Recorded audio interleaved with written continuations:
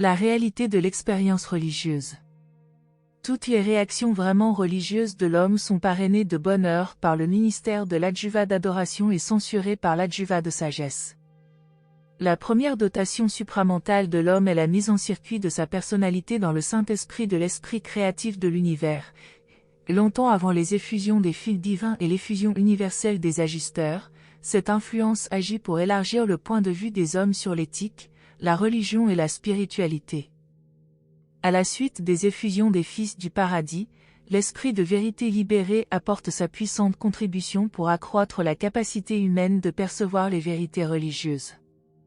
À mesure que l'évolution progresse sur un monde habité, les ajusteurs de pensée participent de plus en plus au développement des types supérieurs de clairvoyance religieuse humaine. L'ajusteur de pensée est la fenêtre cosmique par laquelle une créature finie peut avoir, grâce à la foi, un aperçu sur les aspects certains et divins de la déité illimitée, le Père universel. Les tendances religieuses des races humaines sont innées, elles se manifestent universellement et ont une origine apparemment naturelle, les religions primitives sont toujours évolutionnaires dans leur genèse. À mesure que l'expérience religieuse naturelle continue à progresser, des révélations périodiques de la vérité viennent ponctuer le cours de l'évolution planétaire, qui autrement ne progresserait que lentement. Sur Urantia, on trouve aujourd'hui 4 sortes de religions. 1. La religion naturelle ou évolutionnaire. 2. La religion surnaturelle ou révélatoire. 3. La religion courante ou pratique comportant un mélange variable de religions naturelles et surnaturelles.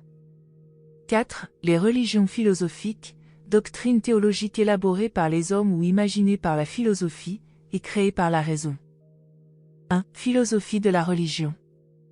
L'unité de l'expérience religieuse parmi les membres d'un groupe social ou racial dérive de l'identité de nature des fragments de Dieu qui habitent les individus. C'est ce divin dans les hommes qui donne naissance à l'intérêt altruiste qu'il porte au bien-être des autres hommes.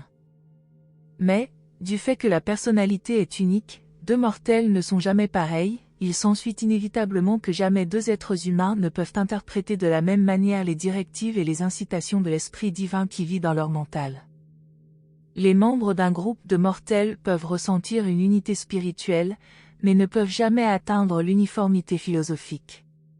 Cette diversité d'interprétation de la pensée et de l'expérience religieuse est démontrée par le fait que les théologiens et les philosophes du XXe siècle ont formulé plus de 500 définitions différentes de la religion.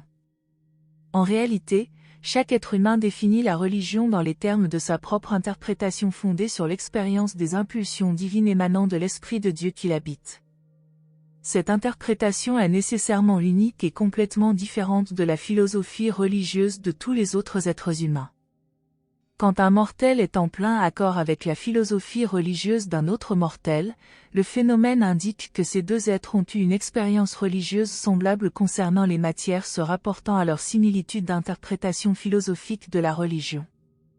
Bien que votre religion soit une affaire d'expérience personnelle, il est très important que vous soyez amené à connaître un grand nombre d'autres expériences religieuses, les interprétations diverses de différents mortels, afin d'empêcher votre vie religieuse de devenir égocentrique, étroite, égoïste et insociable. Le rationalisme a tort quand il prétend que la religion est tout d'abord une croyance primitive en quelque chose, suivie ensuite par la recherche des valeurs. La religion est avant tout une recherche des valeurs qui formule ensuite un système de croyances interprétatives. Il est beaucoup plus facile aux hommes de s'accorder sur des valeurs religieuses, sur des buts, que sur des croyances, des interprétations.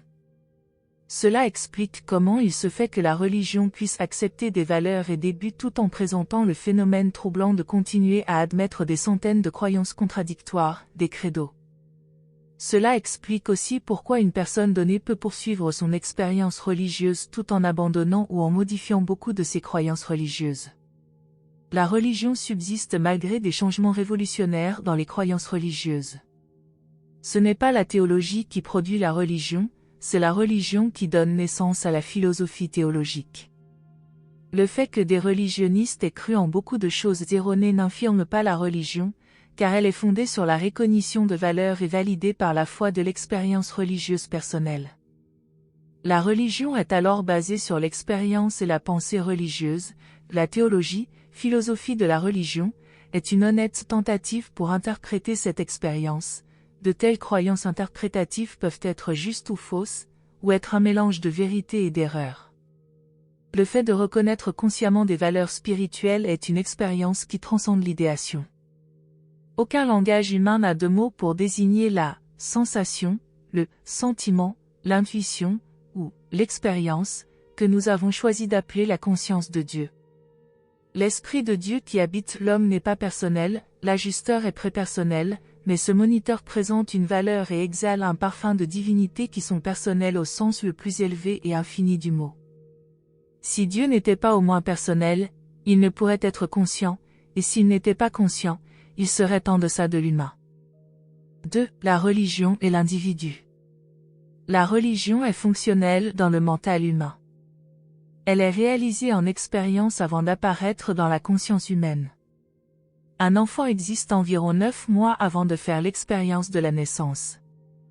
Mais la naissance de la religion n'est pas soudaine, c'est plutôt une émergence graduelle. Néanmoins, il y a tôt ou tard un jour de naissance. On n'entre pas dans le royaume des cieux sans être né à nouveau, né de l'esprit. Bien des naissances spirituelles sont accompagnées d'une grande angoisse spirituelle et de troubles psychologiques marqués, de même que beaucoup de naissances physiques sont caractérisées par des couches laborieuses et par d'autres anomalies de la délivrance. D'autres naissances spirituelles représentent une croissance normale et naturelle de la recognition de valeurs suprêmes avec un rehaussement de l'expérience spirituelle, bien qu'aucun développement religieux ne se produise sans un effort conscient et des résolutions positives et individuelles. La religion n'est jamais une expérience passive, une attitude négative.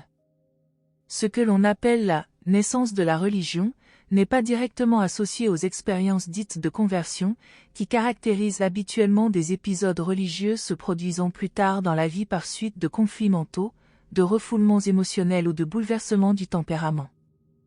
Mais les personnes qui ont été élevées par leurs parents de manière à grandir avec la conscience d'être les enfants d'un Père céleste aimant ne devraient pas regarder d'un œil malveillant leurs compagnons mortels qui n'ont pu atteindre la conscience de communion avec Dieu qu'en passant par une crise psychologique, un bouleversement émotionnel. Le terrain évolutionnaire du mental humain dans lequel germe la semence de la religion révélée est la nature morale qui donne de si bonne heure naissance à une conscience sociale. Les premières incitations de la nature morale d'un enfant ne concernent pas la sexualité, la culpabilité ou l'orgueil personnel, mais plutôt des impulsions de justice et d'équité, un besoin de bienveillance, de ministère secourable auprès de ses compagnons. Quand de tels éveils moraux précoces sont nourris, il se produit un développement graduel de la vie religieuse, relativement dégagé de conflits, de bouleversements et de crises. Tout être humain éprouve de très bonne heure une sorte de conflit entre ses impulsions égocentriques et ses impulsions altruistes. Bien des fois, sa première expérience d'avoir conscience de Dieu peut provenir de sa recherche d'une aide suprahumaine pour résoudre de tels conflits moraux. La psychologie d'un enfant est naturellement positive, et non négative. Tant de personnes sont négatives par suite de leur éducation. Quand nous disons que les enfants sont positifs, nous parlons de leurs impulsions morales, de ces pouvoirs mentaux dont l'apparition signale l'arrivée de l'ajusteur. Dans l'émergence de la conscience religieuse et en l'absence de mauvais renseignements, le mental d'un enfant normal se dirige positivement vers la droiture morale et le ministère social, plutôt qu'il ne s'écarte négativement du péché et de la culpabilité. Il peut y avoir conflit ou non dans le développement de l'expérience religieuse, mais les inévitables décisions, efforts et fonctions de la volonté humaine y sont toujours présents. Le choix moral est d'ordinaire plus ou moins accompagné d'un conflit moral, et ce tout premier conflit dans le mental de l'enfant se produit entre les poussées d'égoïsme et les impulsions d'altruisme. L'ajusteur de pensée tient compte de la valeur des mobiles égoïstes de la personnalité, mais s'arrange pour attribuer une légère préférence aux impulsions altruistes qui conduisent au but du bonheur humain et aux joies du royaume des cieux. Quand un être moral choisit d'être altruiste en face d'une incitation à l'égoïsme, il fait une expérience religieuse primitive. Nul animal ne peut faire un tel choix, cette décision est à la fois humaine et religieuse. Elle embrasse le fait de la conscience de Dieu et montre l'impulsion vers le service social, base de la fraternité des hommes. Quand, par un acte de libre arbitre, le mental choisit un jugement moral droit, cette décision constitue une expérience religieuse. Toutefois, avant qu'un enfant se soit suffisamment développé pour acquérir la capacité morale, donc pour être capable de choisir le service altruiste, il a déjà développé une nature égoïste forte et bien unifiée. C'est cette situation de fait qui donne naissance à la théorie de la lutte entre les natures supérieures et inférieures, entre le vieil homme de péché et la nouvelle nature de grâce. Très tôt dans la vie, un enfant normal commence à apprendre qu'il est plus béni de donner que de recevoir. L'homme tend à identifier son moi, son ego, avec son impulsion à se servir lui-même. Par contraste, il tend à identifier la volonté d'être altruiste avec une influence extérieure à lui, avec Dieu. En vérité, ce jugement est juste, car tous ces désirs altruistes ont effectivement leur origine dans la gouverne de l'ajusteur de pensée intérieure, et cet ajusteur est un fragment de Dieu. L'impulsion du moniteur d'esprit est ressentie dans la conscience humaine comme la tendance à être altruiste, à penser fraternellement, c'est du moins l'expérience première et fondamentale du mental de l'enfant.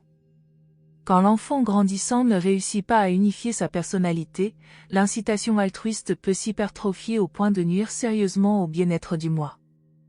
Une conscience qui manque de discernement peut devenir responsable de beaucoup de conflits, soucis et tristesses, et de malheurs humains sans fin. 3. La religion et la race humaine.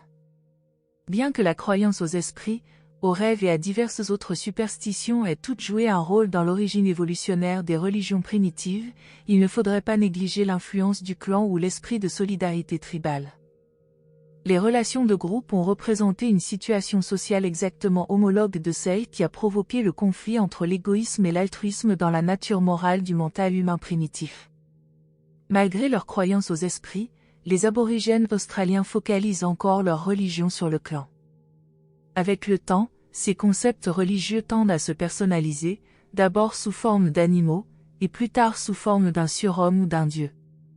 Même les races inférieures, telles que les bosquimans africains, qui ne croient même pas à des totems, reconnaissent une différence entre l'intérêt personnel et l'intérêt collectif, distinction primitive entre les valeurs séculières et les valeurs sacrées. Mais le groupe social n'est pas la source de l'expérience religieuse. Indépendamment de l'influence de toutes ces contributions primitives à la religion initiale des hommes, le fait subsiste que la véritable impulsion religieuse a son origine dans des présences spirituelles authentiques qui activent la volonté d'être altruiste. La croyance primitive aux merveilles et aux mystères naturels, le mana impersonnel, laisse présager la religion ultérieure. Tôt ou tard cependant, la religion évoluante exige que l'individu fasse certains sacrifices personnels pour le bien de son groupe social, accomplisse quelque chose pour rendre d'autres personnes plus heureuses et meilleures. En fin de compte, la religion est destinée à devenir le service de Dieu et des hommes. La religion est faite pour modifier l'environnement de l'homme, mais une grande partie de la religion des mortels d'aujourd'hui est devenue impuissante à y parvenir. Trop souvent, c'est l'environnement qui a dominé la religion. Souvenez-vous que, dans la religion de tous les âges, l'expérience la plus importante est le sentiment concernant les valeurs morales et les significations sociales, et non la pensée concernant les dogmes théologiques ou les théories philosophiques. La religion évolue favorablement en même temps que l'élément de magie est remplacé par le concept de morale. L'évolution de l'homme a passé par les superstitions du mana, la magie, l'adoration de la nature, la peur des esprits et le culte des animaux, pour arriver aux diverses cérémonies par lesquelles les attitudes religieuses individuelles sont devenues les réactions collectives du clan. Les cérémonies se sont ensuite focalisées et cristallisées en croyances tribales, et finalement ces craintes et ces croyances se sont personnalisées en Dieu. Mais, dans toute cette évolution religieuse, l'élément moral n'a jamais été totalement absent. L'impulsion de Dieu dans l'homme a toujours été forte. Ces puissantes influences, l'une humaine et l'autre divine, ont assuré la survivance de la religion à travers les vicissitudes des âges, bien qu'elle ait été très souvent menacée d'anéantissement par mille tendances subversives et antagonismes hostiles. 4. La communion spirituelle.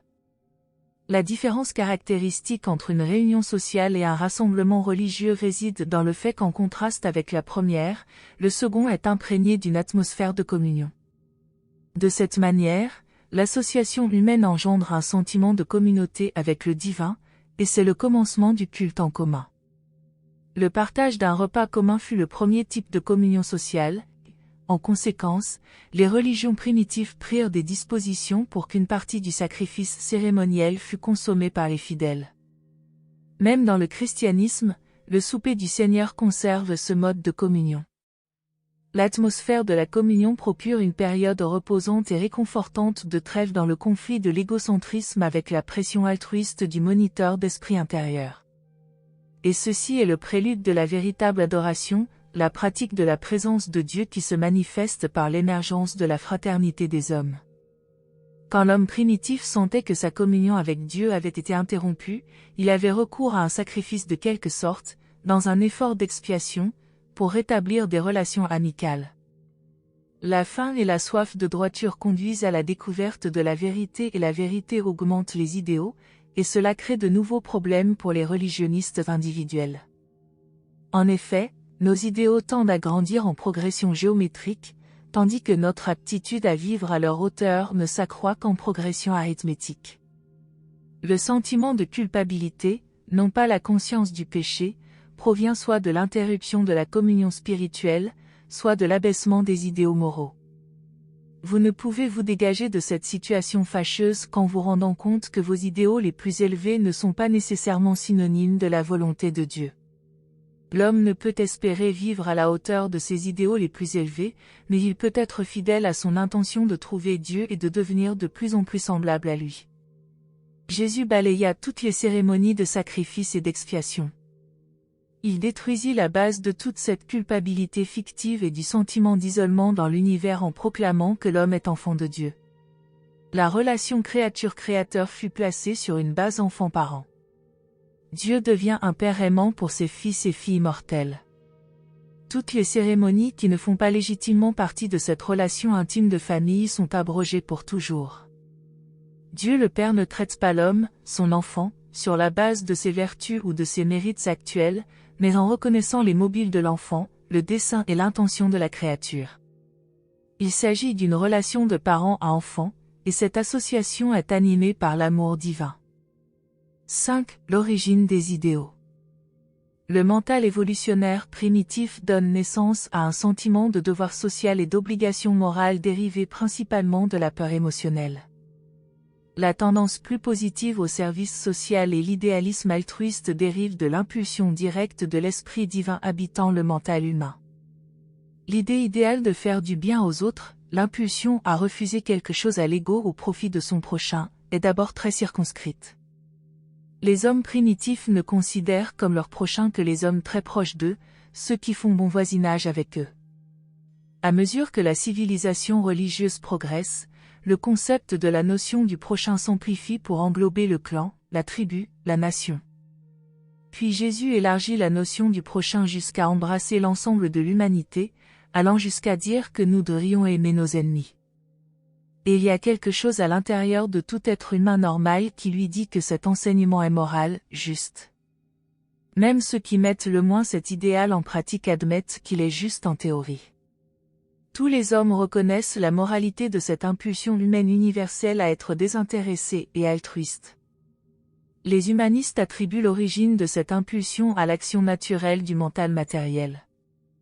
Les religionnistes reconnaissent plus correctement que l'élan vraiment désintéressé du mental humain est une réponse à la gouverne spirituelle intérieure de l'ajusteur de pensée. On ne peut pas toujours se fier à l'interprétation humaine des conflits primitifs entre la volonté égocentrique et la volonté hétérocentrique. Il faut une personnalité assez bien unifiée pour arbitrer les démêlés multiformes entre les appétits de l'ego et la conscience sociale en éclosion. Notre moi a des droits aussi bien que notre prochain. Ni l'un ni l'autre ne peuvent prétendre accaparer exclusivement l'attention et le service de l'individu. L'impuissance à résoudre ce problème donne naissance aux types les plus primitifs de sentiments humains de culpabilité.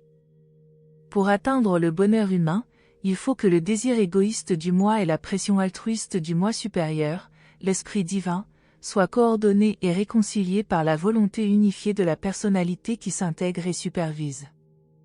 Le mental des hommes évolutionnaires est toujours confronté au problème complexe d'arbitrer les contestations entre l'expansion naturelle des impulsions émotionnelles et la croissance morale des poussées altruistes fondées sur la clairvoyance spirituelle, sur la réflexion religieuse authentique.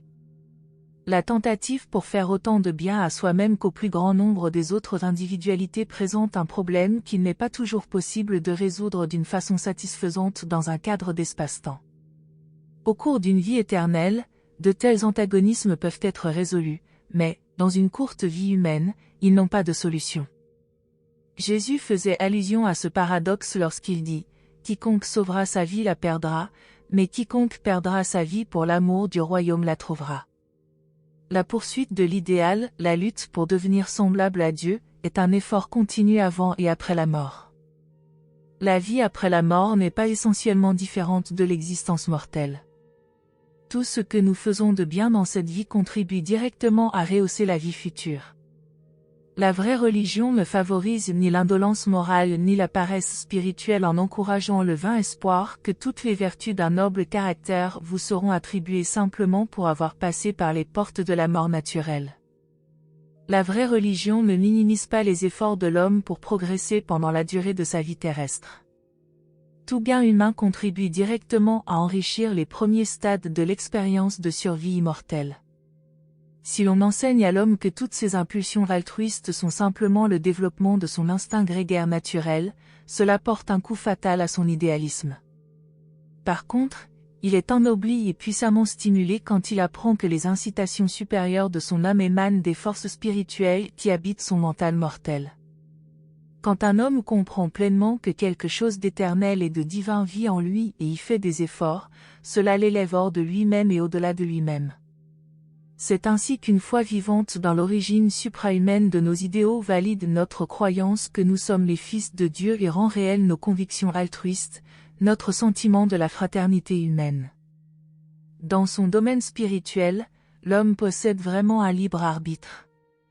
L'homme mortel n'est ni un esclave impuissant de la souveraineté inflexible d'un Dieu tout-puissant, ni la victime de la fatalité désespérante d'un déterminisme cosmique mécaniste.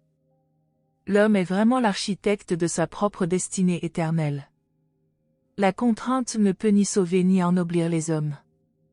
La croissance spirituelle émane de l'intérieur de l'âme en évolution. La contrainte peut déformer la personnalité, mais ne stimule jamais la croissance. Même la contrainte de l'éducation n'apporte qu'un secours négatif, en ce sens qu'elle peut contribuer à empêcher des expériences désastreuses. La croissance spirituelle atteint son maximum quand toutes les contraintes extérieures sont réduites au minimum. Là où est l'Esprit du Seigneur, là est la liberté. L'homme se développe mieux quand les pressions du foyer, de la communauté, de l'Église et de l'État sont moindres, mais il ne faudrait pas en conclure que, dans une société progressive, les foyers, les institutions sociales, l'Église et l'État n'ont pas leur place. Quand un membre d'un groupe religieux social s'est conformé aux exigences du groupe, il faudrait l'encourager à jouir de la liberté religieuse dans la pleine expression de son interprétation personnelle des vérités de la croyance religieuse et des faits de l'expérience religieuse. La sécurité d'un groupe religieux dépend de son unité spirituelle et non de son uniformité théologique. Les membres d'un groupe religieux devraient pouvoir jouir de la liberté de penser librement sans devenir forcément des libres penseurs. De grands espoirs sont permis pour toute Église qui adore le Dieu vivant, qui valide la fraternité des hommes et qui ose dégager ses membres de toute contrainte dogmatique. Si, la coordination philosophique. La théologie est l'étude des actions et réactions de l'esprit humain. Elle ne pourra jamais devenir une science, parce qu'il faut toujours qu'elle soit plus ou moins conjuguée avec la psychologie dans son expression personnelle et avec la philosophie dans ses descriptions systématiques. La théologie est toujours l'étude de votre religion, l'étude de la religion d'autrui et de la psychologie. Quand l'homme aborde l'étude et l'observation de son univers par l'extérieur, il donne naissance aux diverses sciences physiques. Quand il aborde la recherche de lui-même et de l'univers par l'intérieur, il donne origine à la théologie et à la métaphysique. L'art ultérieur de la philosophie se développe dans un effort pour harmoniser les nombreuses discordances qui apparaissent nécessairement, à première vue, entre les découvertes et les enseignements de ces deux manières diamétralement opposées d'étudier l'univers des choses et des êtres. La religion s'intéresse au point de vue spirituel, à la conscience du caractère intérieur de l'expérience humaine. La nature spirituelle de l'homme lui fournit l'occasion de retourner l'univers du dehors vers le dedans. Il est donc vrai que, si toute la création est vue exclusivement de l'intérieur de l'expérience de la personnalité, elle paraît être de nature spirituelle. Quand l'homme inspecte l'univers analytiquement à l'aide des dotations matérielles de ses sens physiques et des perceptions mentales associées, le cosmos semble être mécanique et matériel énergétique. Cette technique d'étude de la réalité consiste à retourner l'univers du dedans vers le dehors. Un concept philosophique logique et cohérent de l'univers ne peut être bâti ni sur les postulats du matérialisme ni sur ceux du spiritualisme, car ces deux systèmes de pensée, appliqués universellement, donnent forcément une image déformée du cosmos, le premier ayant contact avec un univers tourné du dedans vers le dehors, et le second saisissant la nature d'un univers tourné du dehors vers le dedans. Ni la science ni la religion seules ne peuvent jamais espérer parvenir, en elles-mêmes et par elles-mêmes, à une compréhension adéquate des vérités et des relations universelles sans être guidées par la philosophie humaine et éclairées par la révélation divine. L'esprit intérieur de l'homme doit, pour son expression et sa propre réalisation, toujours dépendre du mécanisme et de la technique du mental. De même, l'expérience humaine extérieure de la réalité matérielle est basée sur la conscience mentale de la personnalité qui expérimente. C'est pourquoi les expériences humaines spirituelles et matérielles, intérieures et extérieures, sont toujours en corrélation avec la fonction mentale et conditionnées, quant à leur réalisation consciente, par l'activité du mental. L'homme fait l'expérience de la matière dans son mental. Il fait l'expérience de la réalité spirituelle dans son âme, mais devient conscient de cette expérience dans son mental. L'intellect est l'harmonisateur toujours présent pour conditionner et qualifier la somme totale de l'expérience humaine. Les choses-énergies et les valeurs spirituelles sont teintées par leur interprétation faite par les procédés mentaux de la conscience. La difficulté que vous éprouvez à coordonner plus harmonieusement la science et la religion provient de ce que vous ignorez complètement le domaine intermédiaire du monde morontiel des êtres et des choses. L'univers local comprend 3 degrés, ou stades, de manifestation de la réalité, la matière, la morontia et l'esprit. L'approche morontielle aplanit toutes les divergences entre les découvertes des sciences physiques et le fonctionnement de l'esprit de religion. La raison est la technique de compréhension des sciences, la foi est la technique de clairvoyance de la religion, la mota est la technique du niveau morontiel. La mota est une sensibilité à la réalité supramatérielle qui commence à compenser une croissance incomplète, elle a pour substance la connaissance raison et pour essence la foi clairvoyance.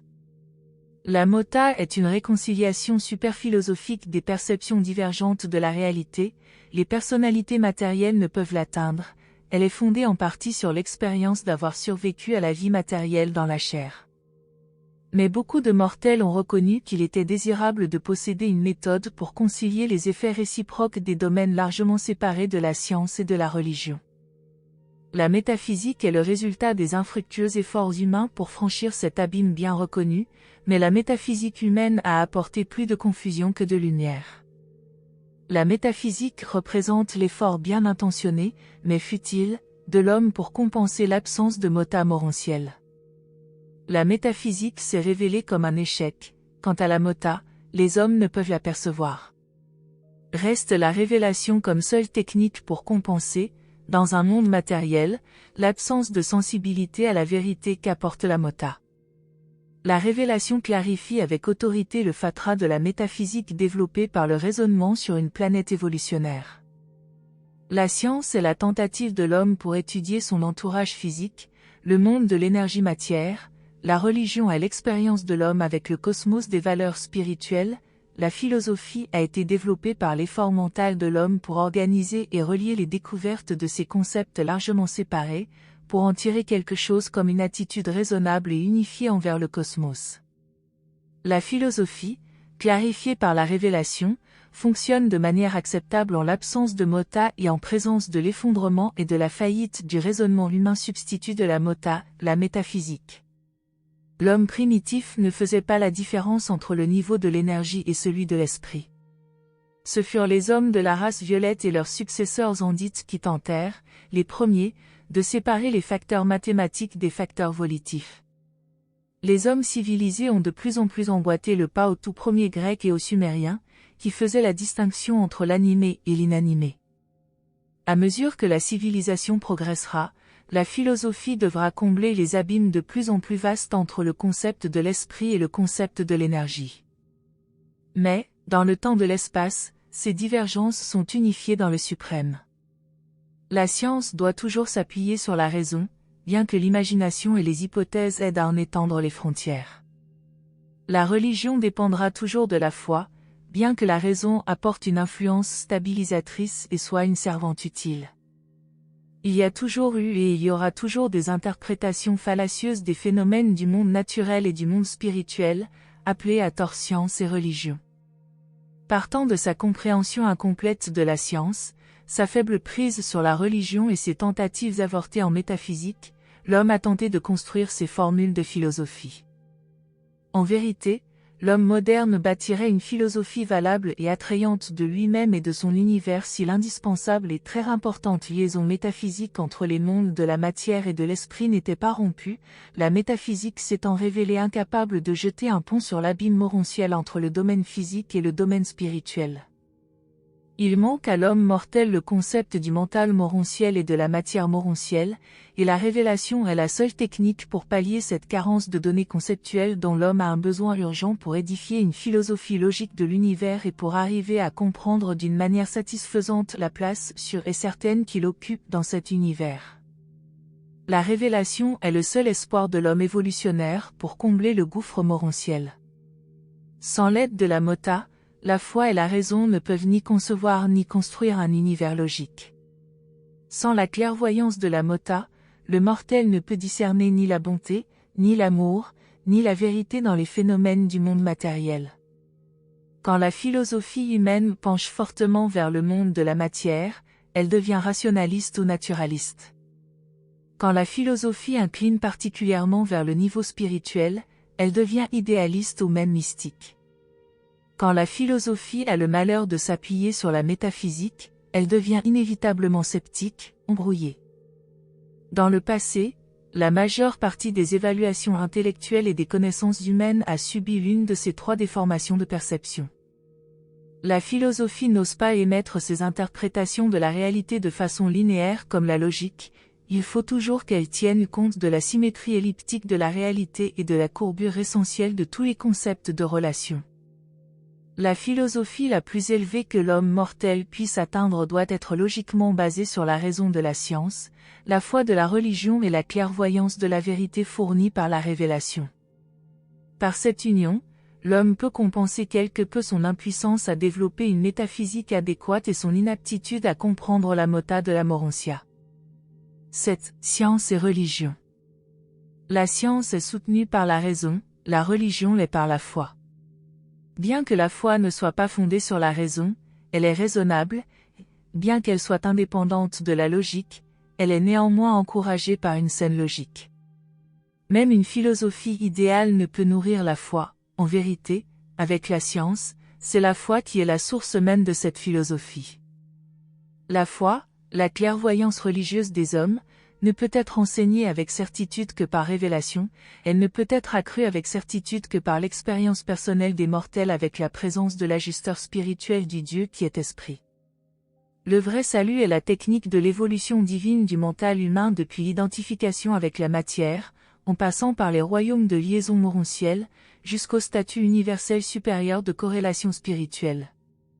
De même que, dans l'évolution terrestre, l'instinct intuitif matériel précède l'apparition de la connaissance raisonnée, de même, dans le programme divin de l'évolution céleste, la manifestation de la clairvoyance spirituelle intuitive laisse présager l'apparition ultérieure de la raison et de l'expérience morontielle puis spirituelle, dont le rôle est de transmuer les potentiels de l'homme temporel en actuel et en divinité de l'homme éternel, un finalitaire du paradis.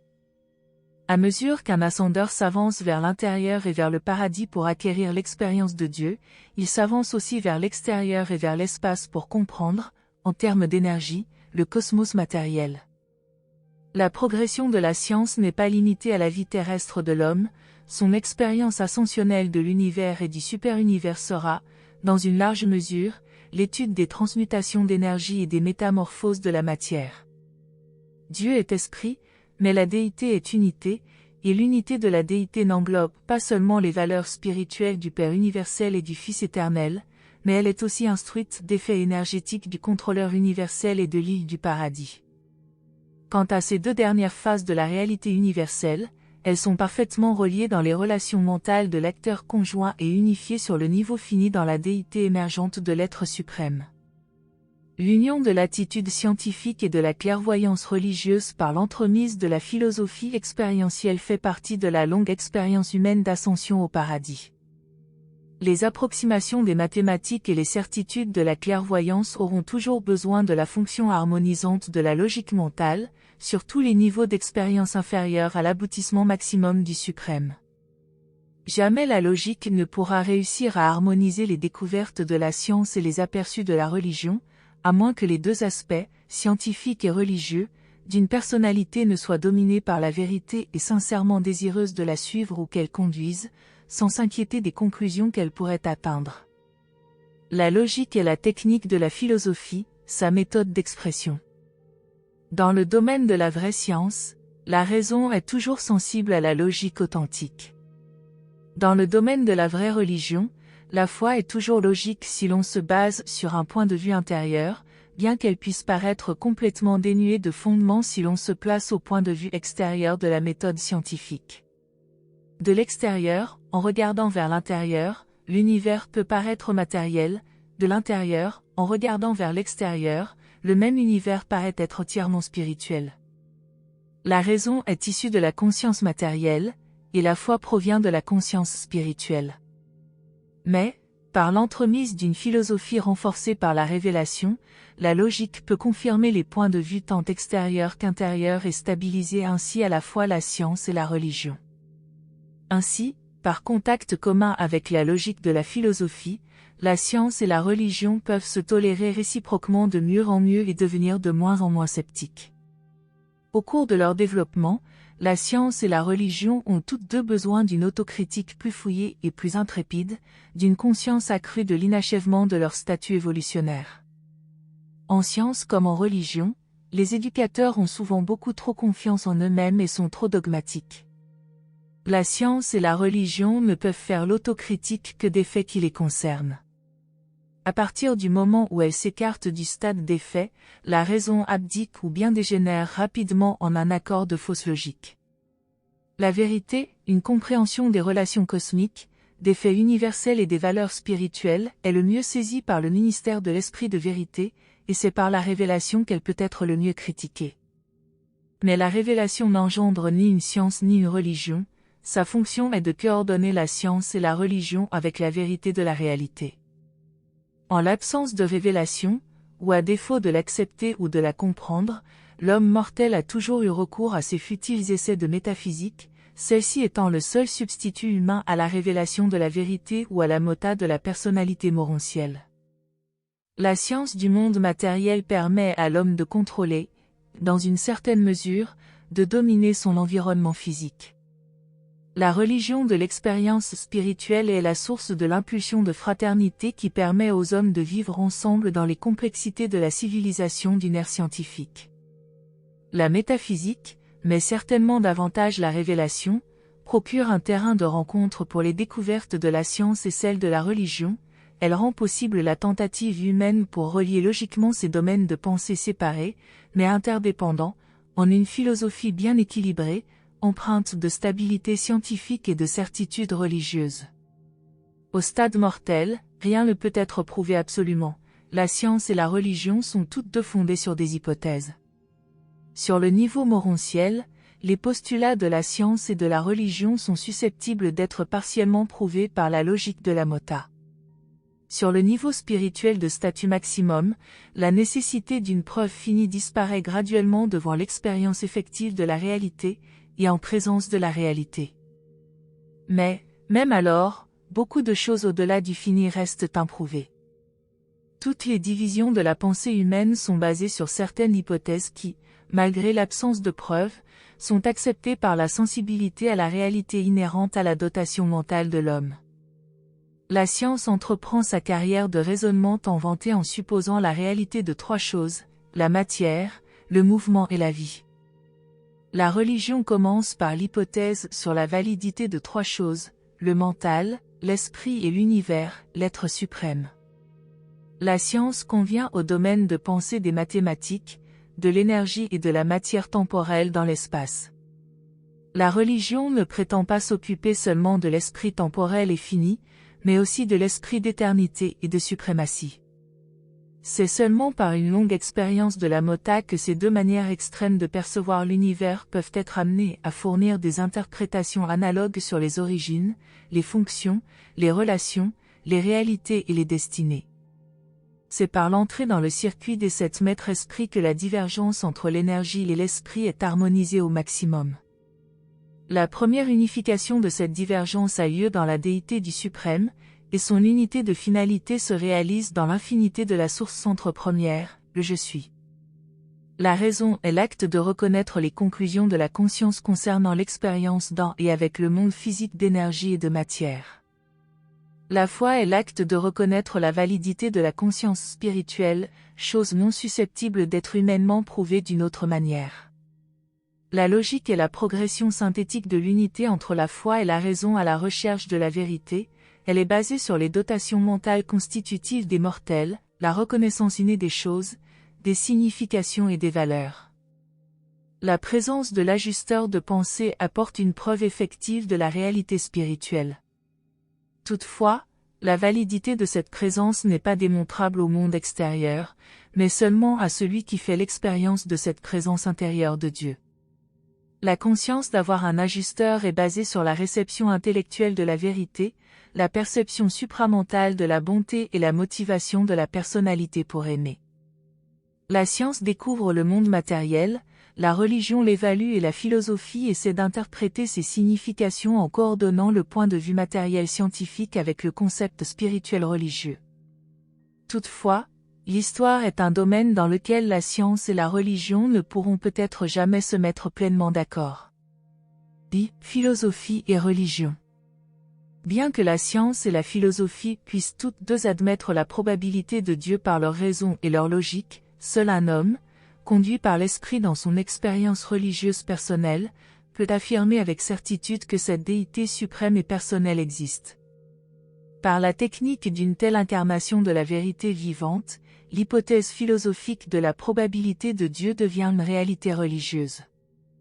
Le désarroi au sujet de la certitude expérientielle de Dieu provient des interprétations et descriptions dissemblables de cette expérience par des individus distincts et par des hommes de races différentes. On peut avoir très valablement fait l'expérience de Dieu, mais les discours au sujet de Dieu sont intellectuels et philosophiques, donc divergents et souvent spécieux au point que l'on s'y perd. Un homme bon et noble peut être parfaitement amoureux de sa femme, mais absolument incapable de passer d'une manière satisfaisante un examen écrit sur la psychologie de l'amour conjugal. Un autre homme aimant peu ou n'aimant pas son épouse peut passer très honorablement cet examen. La manière imparfaite dont celui qui aime perçoit la vraie nature de l'objet aimé n'invalide pas le moins du monde la réalité ou la sincérité de son amour. Si vous croyez vraiment en Dieu, si vous le connaissez et l'aimez par la foi, ne permettez en aucune manière que la réalité de cette expérience soit minimisée ou dépréciée par les insinuations dubitatives de la science, les chicanes de la logique, les postulats de la philosophie ou les adroites suggestions d'âmes bien intentionnées qui voudraient créer une religion sans Dieu. La certitude du religionniste qui connaît Dieu ne devrait pas être troublée par l'incertitude du matérialiste incrédule. C'est plutôt la foi profonde et la certitude inébranlable du croyant expérientiel qui devraient lancer un puissant défi à l'incertitude de l'incroyant. Pour rendre le maximum de service à la science et à la religion, la philosophie devrait éviter les deux extrêmes du matérialisme et du panthéisme. Seule une philosophie qui reconnaît la réalité de la personnalité, la permanence en présence du changement, peut avoir une valeur morale pour l'homme et servir de liaison entre les théories de la science matérielle et celles de la religion spirituelle. La révélation vient compenser les faiblesses de la philosophie en évolution. 9. L'essence de la religion. La théologie s'occupe du contenu intellectuel de la religion, la métaphysique, la révélation, traite de ses aspects philosophiques. L'expérience religieuse est le contenu spirituel de la religion. L'expérience spirituelle de la religion personnelle reste authentique et valable malgré les fantaisies mythologiques et les illusions psychologiques du contenu intellectuel de la religion, malgré les hypothèses erronées de la métaphysique et les techniques pour se tromper soi-même, malgré les déformations politiques et les travestissements socio-économiques du contenu philosophique de la religion. La religion ne concerne pas seulement les manières de penser, mais aussi les manières de ressentir, d'agir et de vivre. La pensée est plus étroitement reliée à la vie matérielle, elle devrait principalement, mais non complètement, être dominée par la raison et par l'effet de la science, elle devrait l'être par la vérité dans ses extensions immatérielles vers les domaines de l'esprit. Quelles que soient les illusions et les erreurs de votre théologie, votre religion peut être tout à fait authentique et éternellement vraie. Le bouddhisme dans sa forme originelle est l'une des meilleures religions sans Dieu qui soit apparue dans toute l'histoire évolutionnaire d'Urantia, bien que cette foi ne soit pas restée athée au cours de son développement. La religion sans foi est une contradiction. La religion sans Dieu est une incompatibilité philosophique et une absurdité intellectuelle. L'origine magique et mythologique de la religion naturelle n'invalide ni la réalité, ni la vérité des religions ultérieures de révélation, ni le parfait évangile sauveur de la religion de Jésus. La vie et les enseignements de Jésus ont définitivement dépouillé la religion des superstitions de la magie, des illusions de la mythologie et de l'esclavage du dogmatisme traditionnel. Mais la magie et la mythologie primitive avaient très efficacement préparé le chemin à une religion ultérieure et supérieure en admettant l'existence et la réalité de valeurs et d'êtres supramatériels. Bien que l'expérience religieuse soit un phénomène subjectif purement spirituel, cette expérience comporte une attitude de foi positive et vivante envers les domaines les plus élevés de la réalité objective de l'univers. L'idéal de la philosophie religieuse est une foi-confiance capable d'amener l'homme à dépendre sans réserve de l'amour absolu du Père infini de l'univers des univers. Cette authentique expérience religieuse transcende de loin l'objectivation philosophique des désirs idéalistes. Elle considère effectivement le salut comme acquis et s'occupe uniquement d'apprendre et de faire la volonté du Père du paradis. Cette religion a pour signe distinctif la foi en une déité suprême, l'espoir d'une survie éternelle et l'amour, spécialement l'amour de ses semblables. Quand la théologie domine la religion meurt, elle devient une doctrine au lieu d'être une vie. La mission de la théologie consiste simplement à faciliter la prise de conscience d'une expérience spirituelle personnelle. La théologie constitue l'effort religieux pour définir, clarifier, exposer et justifier les prétentions expérientielles de la religion qui, en dernière analyse, ne peuvent être validées que par une foi vivante. Dans la philosophie supérieure de l'univers, la sagesse comme la raison s'allient à la foi. La raison, la sagesse et la foi sont les accomplissements humains les plus élevés. La raison fait pénétrer l'homme dans le monde des faits, des choses, la sagesse le fait pénétrer dans un monde de vérité, de relations, la foi l'initie à un monde de divinité, d'expérience spirituelle. La foi emmène bien volontiers la raison aussi loin que la raison peut aller, la foi continue ensuite son chemin avec la sagesse jusqu'à sa pleine limite philosophique, après cela, elle ose se lancer dans le voyage sans limite et sans fin de l'univers, en seule compagnie de la vérité. La science, la connaissance, est fondée sur l'hypothèse inhérente, l'esprit adjuva, que la raison est valable, que l'univers est susceptible d'être compris. La philosophie, compréhension coordonnée, est fondée sur l'hypothèse inhérente, l'esprit de sagesse, que la sagesse est valable, qu'il est possible de coordonner l'univers matériel avec le spirituel. La religion, la vérité de l'expérience spirituelle personnelle, est basée sur l'hypothèse inhérente, l'ajusteur de pensée, que la foi est valable, que Dieu est susceptible d'être connu et atteint. La pleine réalisation de la réalité de la vie humaine consiste en un consentement progressif à croire ces hypothèses de la raison, de la sagesse et de la foi.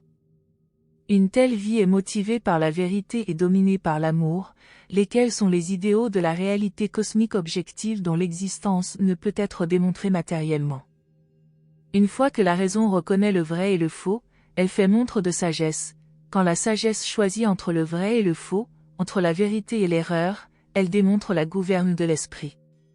C'est ainsi que les rôles du mental, de l'âme et de l'esprit sont toujours étroitement unis et fonctionnellement associés. La raison s'occupe de la connaissance des faits, la sagesse s'occupe de la philosophie et de la révélation, la foi s'occupe de l'expérience spirituelle vivante.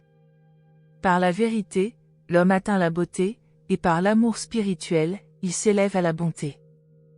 La foi conduit à connaître Dieu et pas seulement à un sentiment mystique de la présence divine. Il ne faut pas que la foi soit influencée à l'excès par ses conséquences émotives. La vraie religion est l'expérience de croire et de savoir, aussi bien qu'une satisfaction de sentir. Il y a, dans l'expérience religieuse, une réalité qui est proportionnelle à son contenu spirituel, et cette réalité est transcendante par rapport à la raison, à la science, à la philosophie, à la sagesse et à tous les autres accomplissements humains.